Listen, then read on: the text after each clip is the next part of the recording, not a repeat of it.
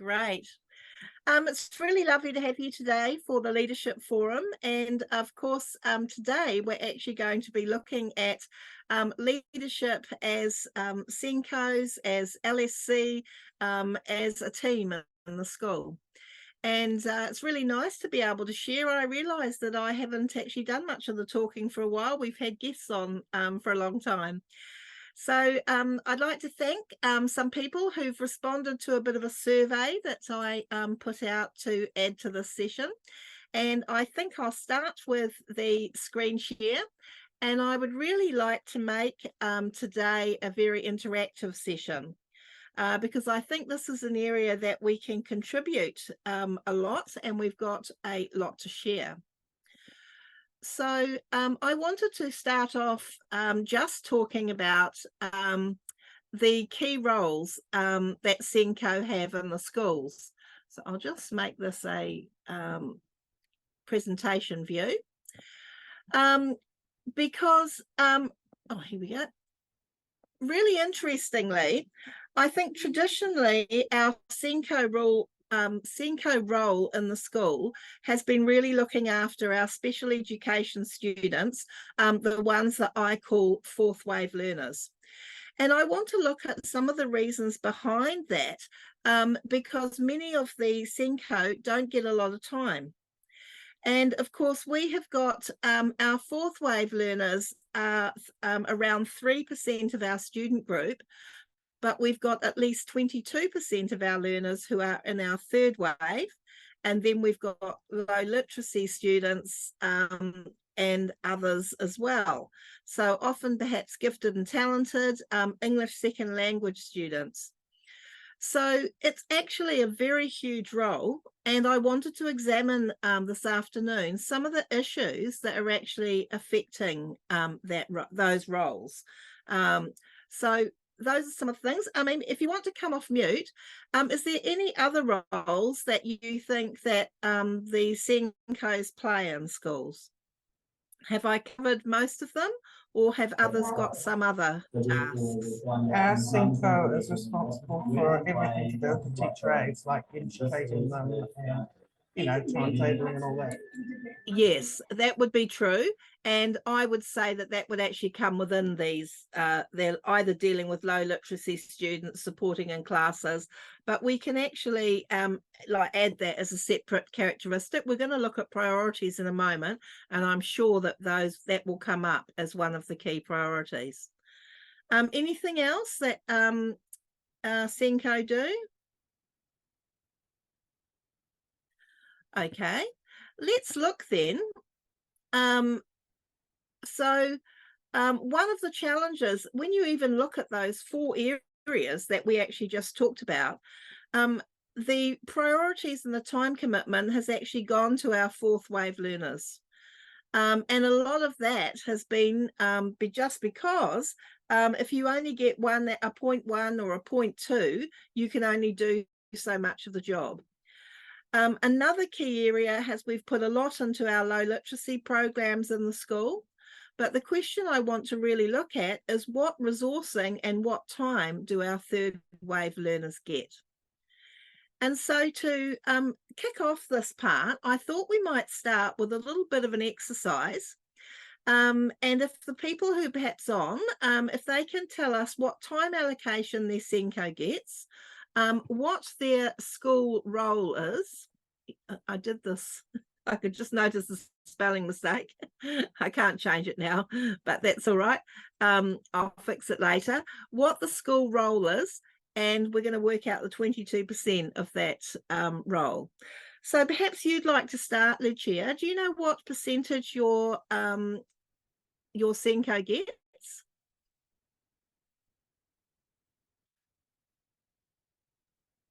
No, I don't. I think it's whether it's a day. I can't remember. It might be. I have no idea. It might be an hour. Okay. I'm not sure. It won't be more than a day, though, will it? Let's give them a 0.2. And what's your school role? I think it's 184. It's probably more. 184. And if we take 22% of those students, we've actually got 184, around 22, 32, about 40 students. That be about right? I've got a calculator here, we can do it quickly. 184 times 22%. I've been doing maths all afternoon as well. I was right, 40.4 to be precise. Okay, so you've got about 40 students to look after with your role. Who wants to go next?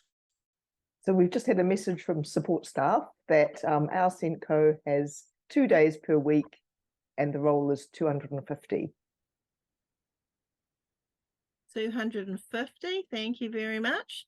So we've got 22, 44,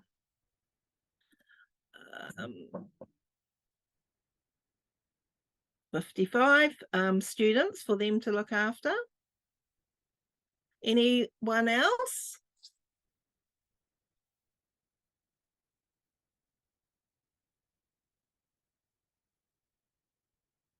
Anyone else got any ideas? There's a few more people come on. Any more in the chat box?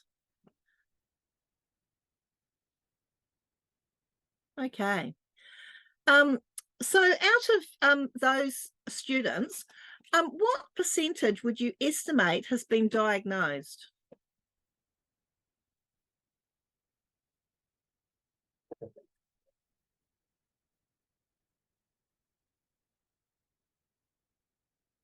Anyone got just a rough estimate?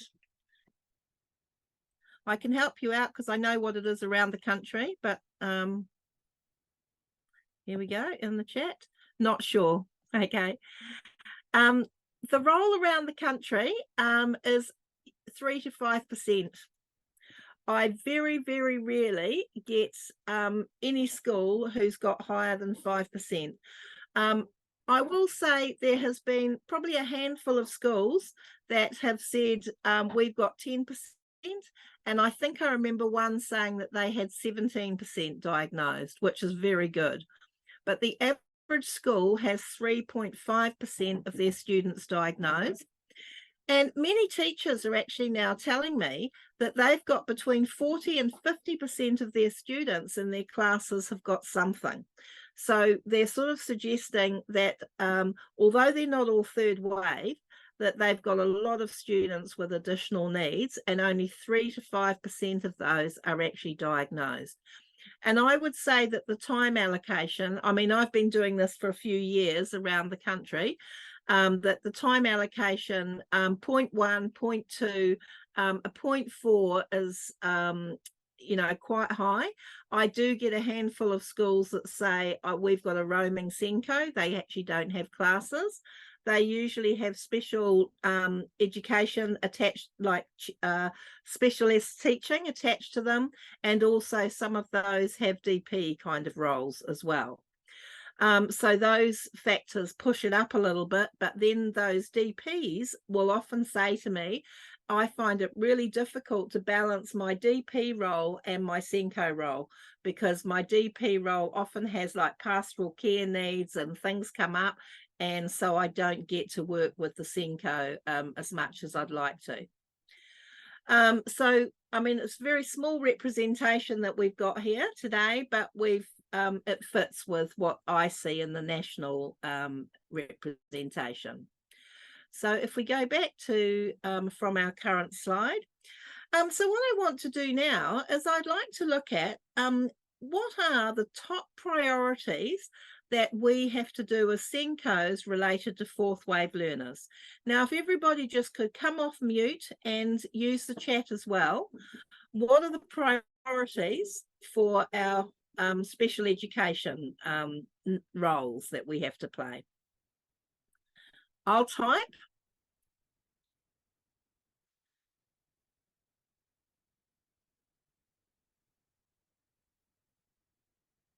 Oh, I can't hear you, Lucia. You've come off mute, but you're... I'll just ask them, and because I've got my my teacher aides here, and then I'll just put it in the chat. Oh, excellent. That's great. Okay, well, one of the key roles, I think, while we're waiting, we've got IEPs. That would be a very clear thing. Okay, so that's fine. Get your noisy teachers to contribute and say what are the roles that the that the special. Okay, so the question is, what are the priorities for special education for SENCOs? What are the tasks that they need to do that are key?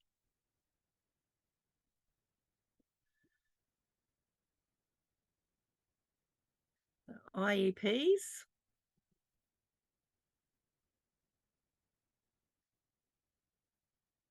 Okay. Yes, pathways to assist. Are you meaning pathways for teachers? Yes, pathways to assist teachers. Yes. And students. Okay, to teachers, students, and whānau.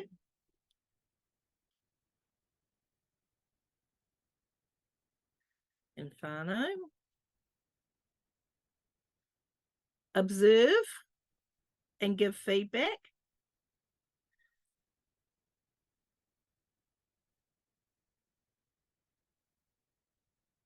Would you say liaison with agencies was one of those? Give me a thumbs up if you agree. Like MOE, OT.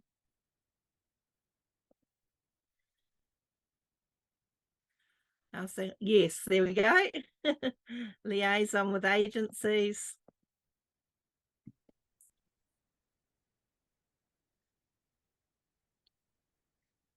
And if that person hasn't put it in the chat now, I think that the management of teacher aides are funding and management of teacher aides.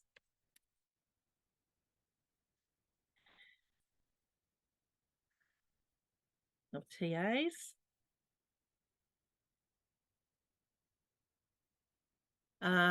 Strategies for the teachers to use. So observe and give feedback, strategies. I'm going to add that here. And I guess by pathways, it's probably a big role would be student programs. And although we've got a pathway there for students, but really responsible for those individual student programs.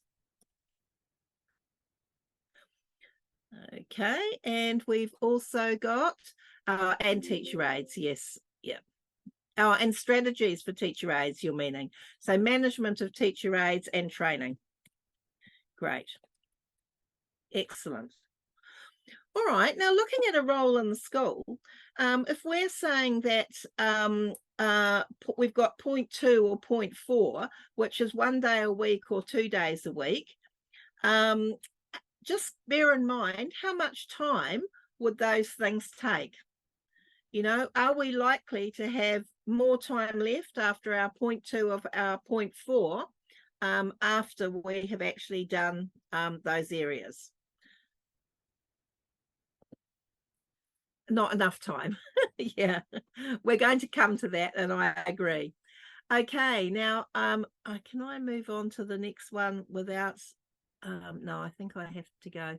You can see what I'm typing, can't you? Yes, yes. Okay, so I'll go to the next one.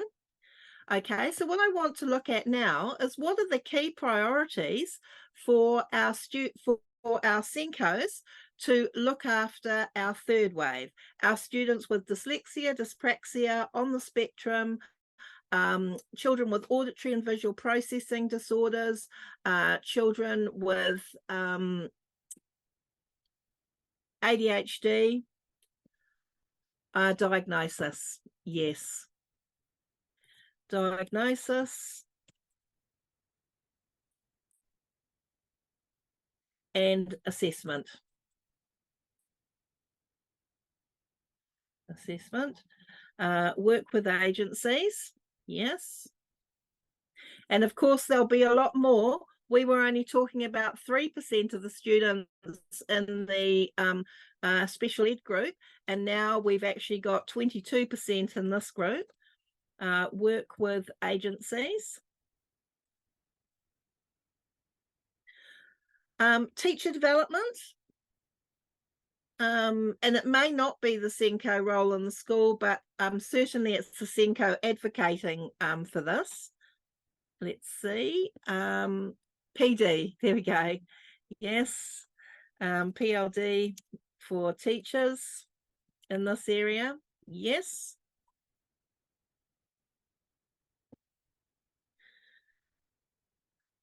Establishing programs.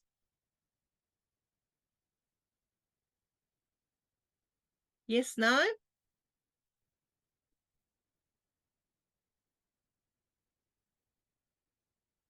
Okay.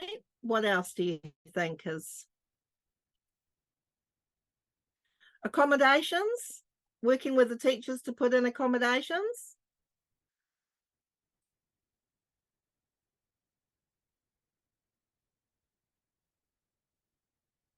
Advocating? Yes.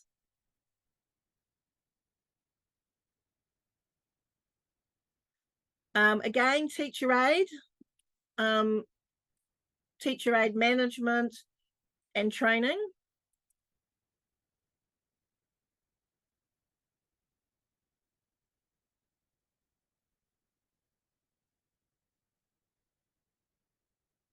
The needs register. Yes. Yeah.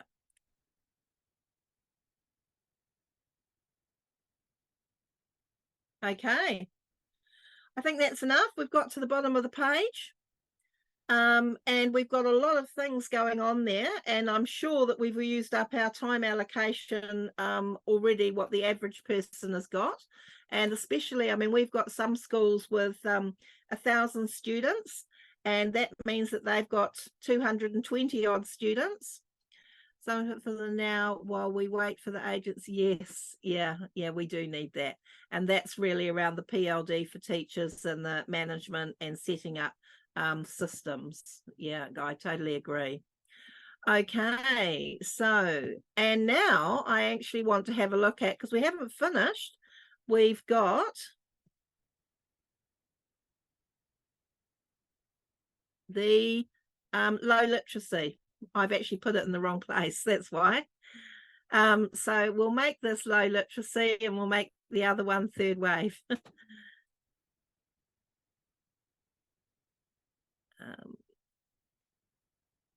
Okay, so that was third wave.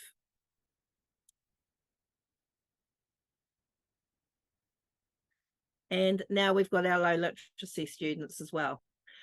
So what are the key things that we need to do with our low literacy students?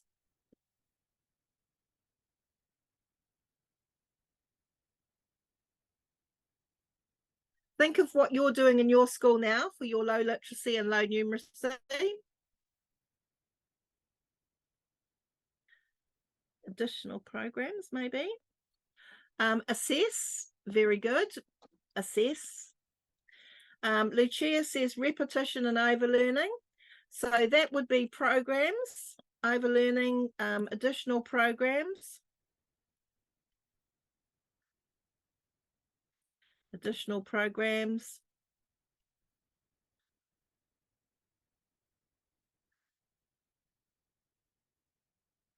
Programs, identifying gaps was one of the ones put in the chat. So assess, identify gaps. And I guess it's train teacher aides for those programs. Training teacher aides and managing training teacher aides.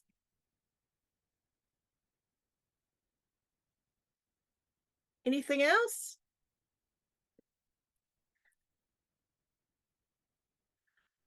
Get to know the child. Yes. Yes. So let me call that students relationships.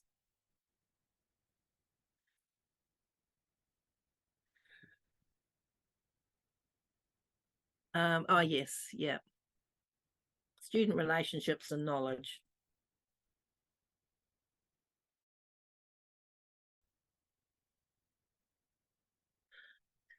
So, is it any wonder that we are all saying that there isn't enough time? When we look at the role of the school, and some schools have actually got LSC, but not every school has an LSC, and some of those LSCs are actually spread across more than one school, which is, makes it a real challenge. So how do we make use of the limited time? And I thought the hourglass glass was or the minute glass was actually a fitting, the time's running out. And for every generation of students that we have at school, time is passing. And if we don't get things sorted, it's very easy for another generation to actually have passed. So I just thought I would share with you, I actually had a few people email in regarding what their thoughts were around this. Whoops, I'll just... and one of the people that emailed in today,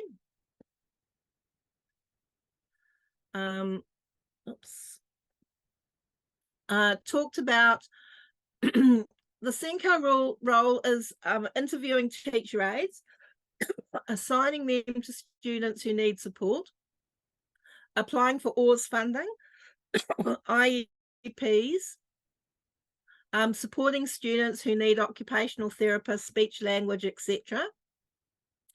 And then I also asked a question, is what are the key things, what are the key things that they can do to support you in your role, either as a teacher or as a teacher aide? And it's interesting because I think we've got two sort of types of teachers. We've got some who've actually gained knowledge and experience in this field, who actually have the skills and knowledge to do it, but they need the time and the support. And then we have another group who don't yet have the training and the knowledge. So I've had definitely quite a few people saying, I need time to carry out assessment and screening programs and put things in place to support me in learning.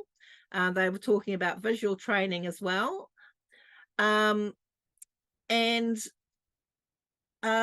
Next person said that I'm not sure whether the structure at my school is similar to others, but again, they were talking about time. Students have specific learning needs, don't fall into the category of what's looked after under, special education. And often teachers have limited knowledge, and so that's a challenge. And they talked about how many meetings that they've got a week, and that teachers are exhausted and not able to take on more. Another response that I had says making sure that all students get the required assistance that they need. You talked about the needs register, which we've covered. They talked about IEPs, and they said support from leadership, pushing the MOE for SENCO jobs to be like RTLBs, as having to teach full-time and do SENCO work isn't working for many schools. Especially schools with large numbers of students, and also to make sure that that PD is available as to SENCOs as well. And I do remember that when I was a SENCO in 2000, when they first came out, we got 1 day's training, and my understanding is that some great RTLBs have actually put on some training, but it's still been limited and not always around third wave, because we have, a few people who've got those kind of skills. Another comment in the chat box. Oh, I can't see your screen. Oh, but you can see me. Yeah, I didn't want to share. I said to the people that I do it anonymously, so I didn't want to share the screen. So that's fine. So let's go back to where we were with our screen share and how do we make the most of limited time. And I wanted to come up with something today that was actually very tangible for you, that you could use. So from current slide. And I know that when I was a SENCO, one of my key things I worked out quite quickly was that if I can establish third wave programs and have them operating over the school, then I was going to create the most amount of change. So if we have some third wave programs, number one, and Lucia said this, we want to provide that repetition of overlearning. We also want to make a difference for the maximum amount of students. And we've got at least 40% of our learners are either low literacy or they are third wave. And that means that if we've got around 40% of our learners there and we pitch our programs to third wave, we're actually going to meet the needs of all. Now, I only had a 0.2 as well for my SENCO role. And I worked out that I could make the most difference by establishing a program across the school. And you might recall, if you've been on other Zooms with me, that the process I recommend for getting the maximum amount of change is to having a total school package. And we may, if we're lucky, have a specialist teacher, and the children who are identified won't get more than one session a week. The Artie Lit may take groups. We might have some specialist teachers if we're lucky. We might have a spelled teacher available to come in the school. And if the SENCO or LSC has got time, they may take a student, but it's not likely to be take a group. It's not likely to be more than once a week, but let's consider that component. And if we talk about the teacher development to ensure the best classroom practice, we had teacher development right through our 3 areas. So providing that if we can get our class teachers to do 7 times best practice and we give them the training for that, that's going to make a big difference. And if we have targeted students on third wave programs with our teacher aides, and those students can get 3 sessions a week. We also worked with getting volunteers in, and it's interesting, we've even been doing lots of tutoring by Zoom, and I've been training sessions by Zoom, so it doesn't have to be people coming into the school. We also have got a parent training, so we want home learning to be occurring in as many families as possible. And so setting up those processes, and I've got something to share with you about that shortly. And then finally, we want computer programs, STEPS Web, things like WordChain, ICEPT to provide that repetition and overlearning. Now, I worked out that if I had a 0.2 and I used much of my 0.2 to set this up, we were actually meeting the needs of the greatest number of students. So I became the conductor of the orchestra rather than the person that actually did a lot of the work. Now, it's going to be great if you can have some of these things done for you. So I want to share with you a done for you opportunity. Raising Achievement this term is actually providing parent sessions every fortnight for every school in New Zealand. Basically, we're going to be focusing on helping parents to understand their children as learners, to improve student achievement. We're teaching home reading and spelling through a structured literacy approach with resources and strategies that complement all school programs. So they're basically a structured literacy approach. Now, we're inviting schools to put notices in their newsletters. I've got the dates up here for each term, every fortnight this term. And if we can train your parents for you so that you get repetition and overlearning happening at home with parents with the training, that's going to be very helpful for you. So I just wanted to share that with you as a done for you opportunity. Now, these computer programs, I know quite a few of the schools are using Steps Web, which is great, especially because it's a third wave program and it meets all those needs.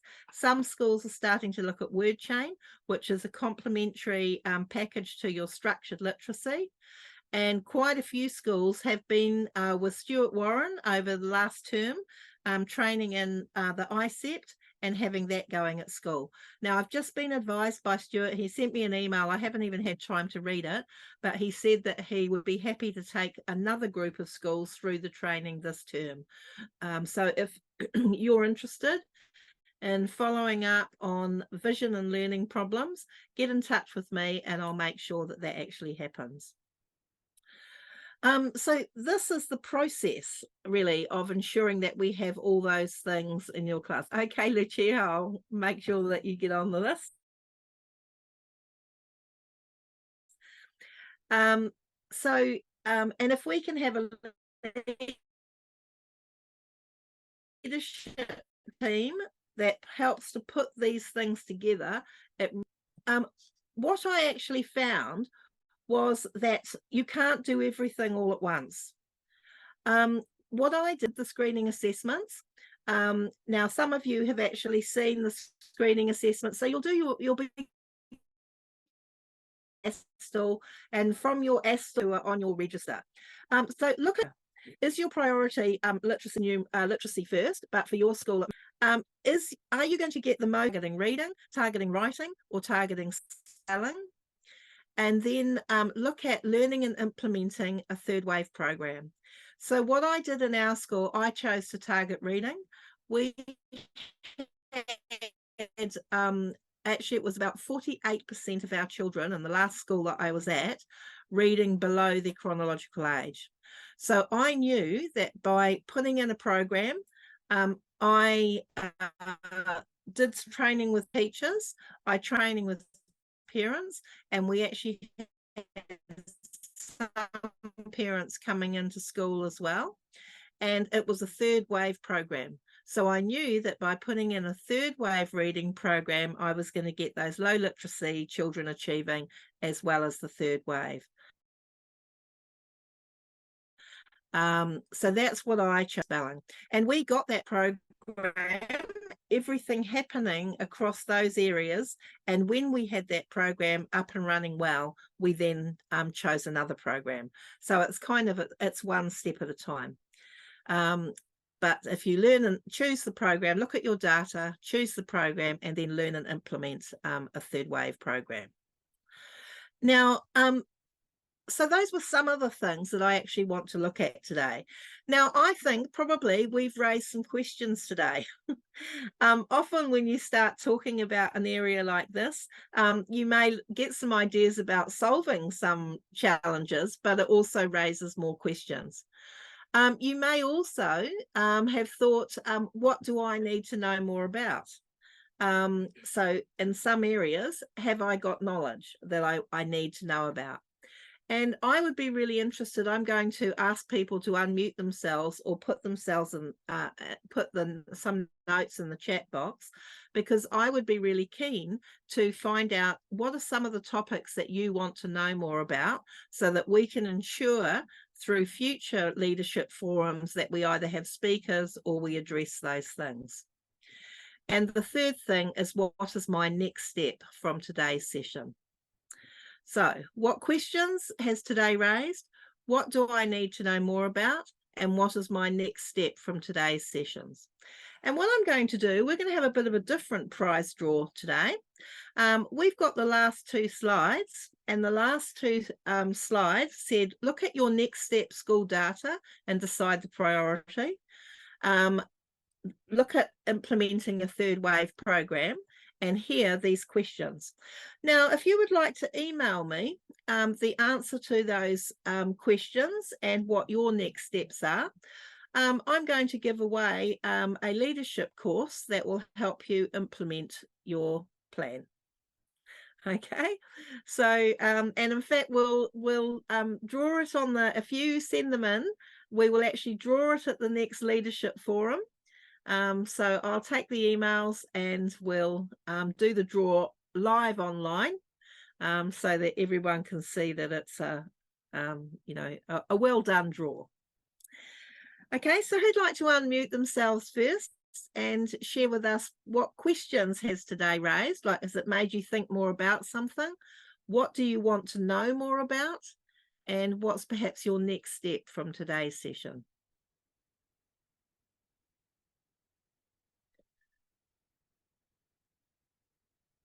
You might not want to do all three at once, but just even if you've got one of those to share. Anyone brave enough to come off mute or to put something in the chat? Maybe they're typing. Here we go. Takes a while to type. I find that when you're on Zoom and people ask you questions, that's really interesting. Mine is more of an appreciation of the roles our SENCO have.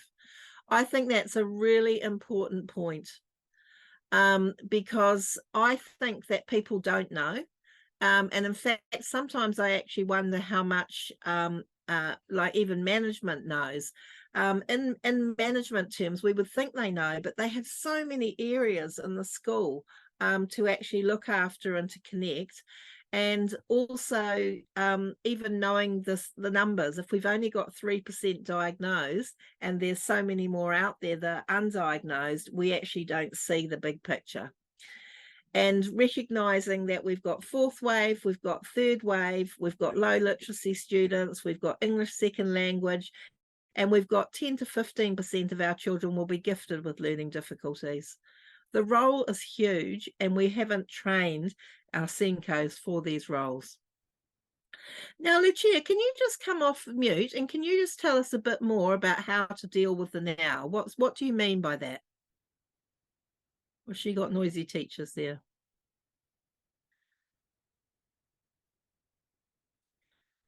Is that yes? She's got noisy teachers. Okay. Because one of the things I'm actually oh no, she's come off mute.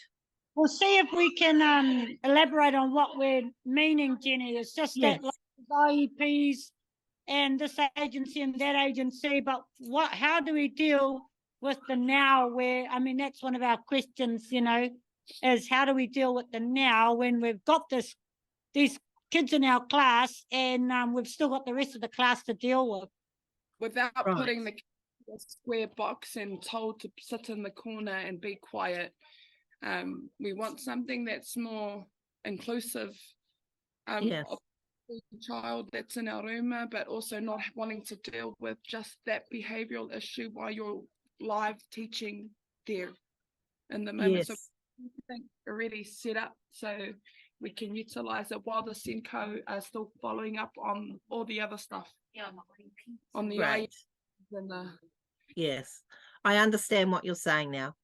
One of the things that I find is we use the word differentiated a lot in classes, but we actually haven't had a great deal of in-depth teaching around what differentiation is and what it looks like. And one of the things you just said is around behaviour. And often if children are bored or their needs aren't being met, we actually get behaviour.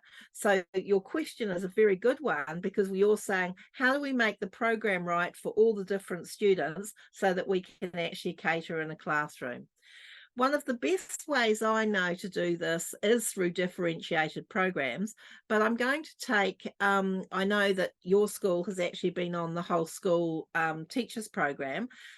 We've got the tutor writing program. Now, our tutor writing program, it's differentiated in terms of, in the beginning, you actually assess your students on the Alpha to Omega, the Midland Spelling Scale, and their 10-minute writing sample. And you can have students who are on stage 2 of the, writing levels, level 3, level 4, and so on.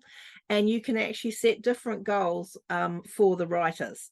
So you've got each of your students are actually operating in your class at the level that's actually most appropriate for them. Another example I can give you quickly online here is, for example, our Alpha to Omega program, which is an integrated reading, writing and spelling program. there are 3 levels with it, and it's the only program I know that you can take from new entrant and use it right up to year 12. Stage 1 goes up to 8 years, stage 2 goes up to 12 years, and stage 3 goes up to 15 years. And you can have students on the same program, but they're all working at a different level. It does take some training and it does take some setting up. But for example, we've trained actually your teacher aides in the tutor writing, the Alpha to Omega program, the numeracy. And so if we can actually train the teachers around that as well, and then you've got a whole team that if you've got teacher aides in your class that can support you, then you've got several adults that can help implement the program. Does that kind of answer like what you're looking for? No? Okay, tell me a bit more. What age group are you working with? So mine are 4s and 5s, but we've also got another kaiako here who works with 7s and 8s, and it gets to the point where if this particular child isn't being seen to right there and then, he is disruptive, and that's when the tantrum and the throwing of items get. I understand. Now, that student should then be a priority for the support staff you've got. But like, as in, I don't mean the support staff, I mean like the SENCO or the LSC. Is there a program, a wraparound program for that child? No.